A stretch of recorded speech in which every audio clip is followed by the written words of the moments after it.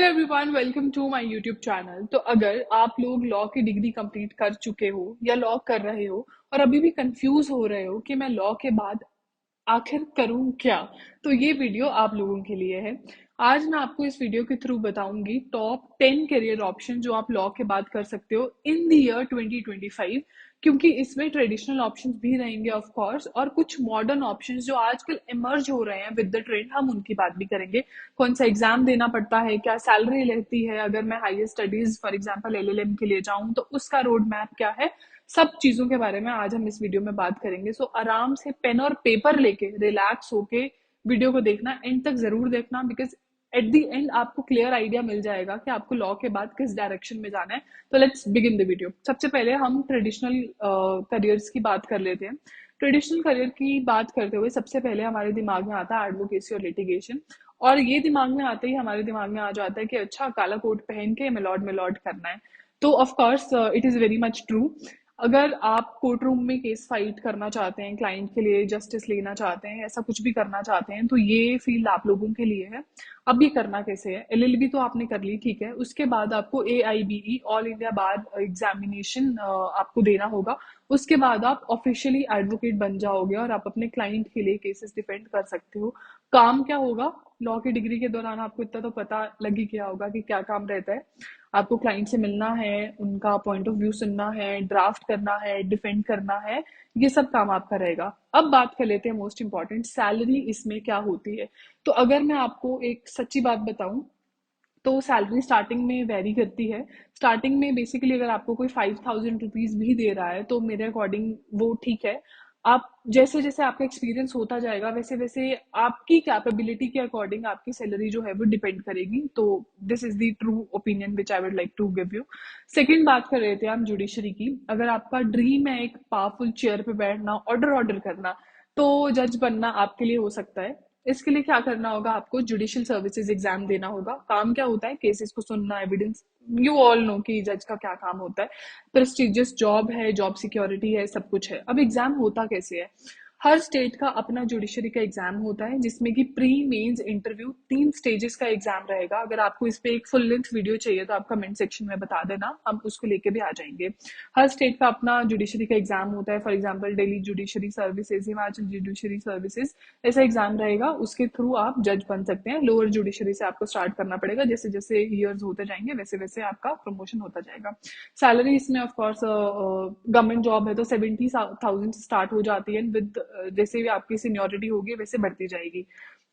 फिर हम third option की बात कर लेते हैं, जो कि है public prosecutor, ADA, assistant district attorney का इसमें आपका एग्जाम रहता है।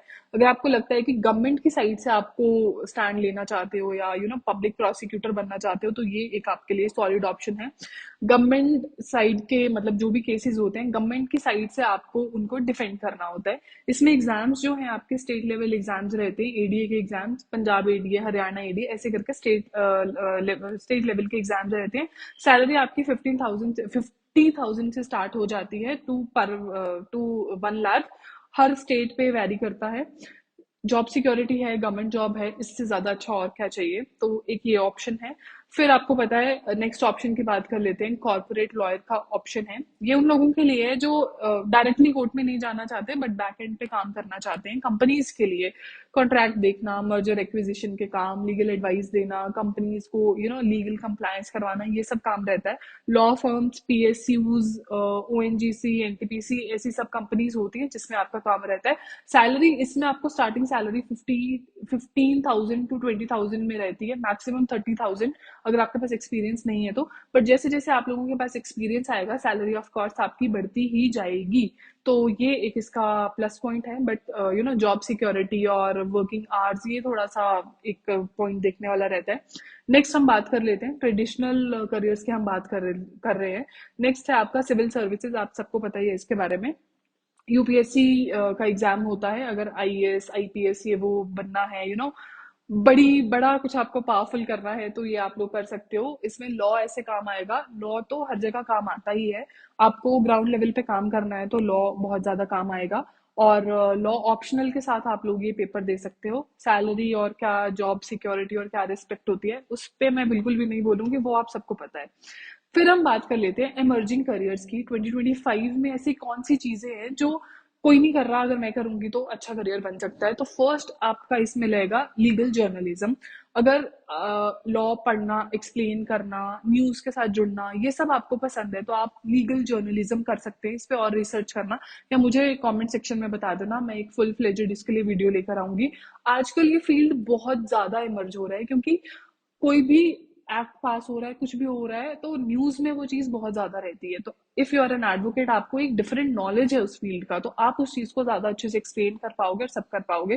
फॉर एग्जाम्पल, कोई भी न्यूज ले लो, कुछ भी लॉ से ही रिलेटेड होती है, तो ये है काम आपका रहेगा कि जो भी न्यूज है उसको कवर करना, लीगल अवेयरनेस स्प्रेड करना, लॉ को सिंप्लीफाई करना। Legal magazines, bar and bench, live law, ये सब यूट्यूब चैनल्स, यहाँ पे आपका वर्क रह सकता है। सैलरी स्टार्टिंग में ऑफ कोर्स आपको इतनी ज्यादा नहीं मिलेगी, बट 3 लाख से स्टार्टिंग हो जाता है पर ईयर। और विद टाइम आपकी स्किल्स जैसे जैसे इनहांस करेगी, वैसे वैसे आप लोगों को सैलरी मिलेगी। नेक्स्ट करियर ऑप्शंस की हम बात कर लेते हैं। तो टीचिंग, अगर आपको पढ़ाने में इंटरेस्ट है तो ये आपके लिए सबसे बेस्ट ऑप्शन है, लॉ प्रोफेसर बनना। अगर आपका पैशन है कि मैं पढ़ाऊं, किसी को लॉ समझाऊं, अगर आपको सेटिस्फाइंग करियर लगता है ये, तो आप लोग कर सकते हो। अब एग्जैक्टली exactly करना कैसे है? फॉर एग्जाम्पल, आपने अपनी एलएलबी कर ली, एआईबी का एग्जाम दे दिया, हर कोई देता ही है, इसको देके खत्म करके खुद को एनरोल करवा लो। लॉ एलएलबी कर ली, ये कर लिया, उसके बाद आपको एलएलएम करनी है। 1 ईयर और 2 ईयर दोनों वैलिड है, आपको एलएलएम करनी है। एलएलएम के बाद आपका यूजीसी नेट लॉ का एग्जाम आएगा, आई गेस कोड 058 है, आपको यूजीसी नेट लॉ का एग्जाम देना है। उसके बाद आप चाहो तो पीएचडी भी कंटिन्यू कर सकते हो, बट इफ अगर आपका यूजीसी नेट लॉ क्वालिफाई हो जाता है तो आप किसी भी कॉलेज में जाकर डायरेक्ट इंटरव्यू देके असिस्टेंट प्रोफेसर लग जाते हो। इसमें जो सैलरी होती है वो वैरी करती है college to college, university to university. Government universities की अगर मैं बात करूँ तो 50,000 से स्टार्टिंग होती है। वहीं प्राइवेट यूनिवर्सिटीज अगेन डिपेंड करती है कौन सी सिटी में है, कैसी यूनिवर्सिटी है, बड़ी है नहीं है, बट 30 टू, अगर बिल्कुल ही छोटी यूनिवर्सिटी कॉलेज है तो 30,000 टू 50,000 तो आप लेके ही चलो। तो ये एक बहुत अच्छा करियर ऑप्शन आप लोग कर सकते हो, एक एग्जाम देना है, यू आर डन। फिर नेक्स्ट करियर ऑप्शन की बात कर लेते हैं, जो कि है लीगल टेक कंसल्टेंट। अगर लॉ और टेक्नोलॉजी, अगर आपका इसमें इंटरेस्ट है तो ये फ्यूचर के लिए बहुत ज़्यादा अच्छा है। अगर टेक में इंटरेस्ट रखते हो, जैसे कि एआई, लीगल टेक कंसल्टेंट बनना है आपको, तो ये एक बहुत अच्छा ऑप्शन है। अगर आपको इसमें इन डेप्थ नॉलेज चाहिए कि क्या है कैसे है, आप मुझे कमेंट सेक्शन में बता देना, मैं वीडियो लेके आ जाऊंगी। स्मार्ट कॉन्ट्रैक्ट्स ड्राफ्ट करना, लीगल ऑटोमेशन, कंप्लायंस टूल बनाना, एआई बेस्ड लीगल सॉल्यूशन, ये सब चीजें, क्योंकि एआई आजकल बहुत ज्यादा ट्रेंड में है। सैलरी इसमें आपकी बहुत अच्छी रहती है, इसमें आपको स्टार्टिंग मिल जाएगी 50-60,000 से। डिपेंड करता है, मतलब ऑफ कोर्स सैलरी डिपेंड करती है, बट मैं मिनिमम हर ऑप्शन का आपको क्राइटेरिया मिनिमम बता के चल रही हूँ, और स्किल्स के हिसाब से आपका जो भी है सैलरी है वो डिसाइड होती है। और अगर आपने 1-2 साल इसमें लगा लिए तो उसके अकॉर्डिंगली वो सैलरी बढ़ती जाएगी। नेक्स्ट ऑप्शन है आपके पास, ये आई गेस ट्रेडिशनल ऑप्शन ही मैं इसको मानूंगी, जैग। जैग एंट्री होती है एक जज एडवोकेट जनरल इंडियन आर्मी में। अगर यूनिफॉर्म पहन के लॉ भी करना है और ये भी आर्मी में भी इंटरेस्ट है, तो आप इसके लिए अप्लाई कर सकते हो। इसमें एलिजिबिलिटी क्या होती है, आपकी एज 27 ईयर से कम होनी चाहिए, और एलएलबी में आपके मिनिमम 55% मार्क्स होने चाहिए। आजकल ये है कि आपको क्लैट पीजी का पेपर देना है, उसके अकॉर्डिंग आपकी मेरिट बनती है, और उसके बाद 5 दिन का एसएसबी होता है। अगर आपका वो क्वालिफाई हो जाता है देन यू आर डन, आपका 1 साल का ट्रेनिंग रहेगा, और ऐसे करके इसका सारा प्रोसेस होता है। इसमें भी अगर आपको फुल फ्लेजेड किसी भी ऑप्शन को लेके, किसी भी करियर ऑप्शन को लेके अगर आपको फुल फ्लेजेड कुछ जानना है, आप मेरे को कमेंट सेक्शन में बता देना, उसकी मैं आपको वो सब कुछ बता दूंगी। सैलरी इसमें बहुत अच्छी होती है, starting from 10 lakh to 15 lakh year. तो अमेजिंग लाइफस्टाइल है, as you all know. Next बहुत इंपॉर्टेंट ऑप्शन, 10th ऑप्शन है आपके पास, आर्बिट्रेटर एंड मीडिएटर का। आजकल बहुत बहुत ट्रेंडिंग है ये। मैं बोलूंगी कि अगर आप एलएलबी कर रहे हो, ये सब्जेक्ट बहुत अच्छे से पढ़ना, और अगर अगर मौका मिले कहीं से कोई एड ऑन कोर्स करना है, सर्टिफिकेट कोर्स करना है, मैं आपको बताती हूँ। ILI Delhi, Indian law institute Delhi, arbitration का 1 ईयर का कोर्स करवाती है, आई गेस। ऑनलाइन भी ये कोर्स है, आई गेस 4 मंथ्स का, आप लोग एक बार चेक कर लेना। तो एलएलबी के साथ अगर कुछ ऐसी स्किल्स अगर आप एनहांस कर पाओ तो बहुत अच्छा रहता है। ये उन लोगों के लिए है जो कोर्ट से बाहर डिस्प्यूट डिसॉल्व करवाना चाहते हैं बिना जज के। काम आपका वही रहेगा, मीडिएशन आर्बिट्रेशन करना, स्पेशल कमर्शियल डिस्प्यूट्स सॉल्व करवाना। डिप्लोमा आता है आर्बिट्रेशन का, तो आप लोग ये सब कर सकते हो। अर्निंग आपकी बहुत अच्छी रहेगी इसमें, 6 लाख से स्टार्टिंग है, और it all depends on your skill, experience and everything, बढ़ता ही जाएगा। और अगर आगे पढ़ना है, स्पेशलाइजेशन करना है, एलएलएम करना है, पीएचडी करना है, कुछ करना है, तो आप एलएलएम आज के ट्रेंड के अकॉर्डिंग अगर मैं आपको बताऊं, वो सब सब्जेक्ट्स मत लेना, कॉन्स्टिट्यूशन लॉ इंपॉर्टेंट है, बट ट्रेंड के अकॉर्डिंग आपको चलना चाहिए। For example commercial laws, corporate laws, IPR, बहुत ट्रेंडिंग, टैक्सेशन, इंटरनेशनल लॉ। अगर इस सब में अगर आप एलएलएम करते हो तो ये एक बहुत ज्यादा एड ऑन एडवांटेज रहेगा आप लोगों के लिए, और ज्यादा बेटर ऑप्शन रहेगा। फिर अगर आप एलएलबी कर रहे हो तो कुछ सर्टिफिकेट कोर्सेज अगर आप कर सको तो जरूर कर लेना। Cyber law, legal drafting, arbitration, legal writing, ये सब चीजें आपके सीवी को एनहांस करती हैं, और ऐसा लगता है कि हाँ भाई, बच्चे ने एलएलबी के साथ कुछ और भी करा है। क्योंकि अगर आपके बैच में 120 स्टूडेंट्स हैं, तो 120 के 120 पास होके वो एडवोकेट तो बन ही जाएंगे, ठीक है। तो ये चीज ध्यान में रखना, एडवोकेट नहीं बनेंगे, बेसिकली लॉयर बनेंगे, एआईबी करने के बाद एडवोकेट बनेंगे। तो ये चीज है सब कुछ।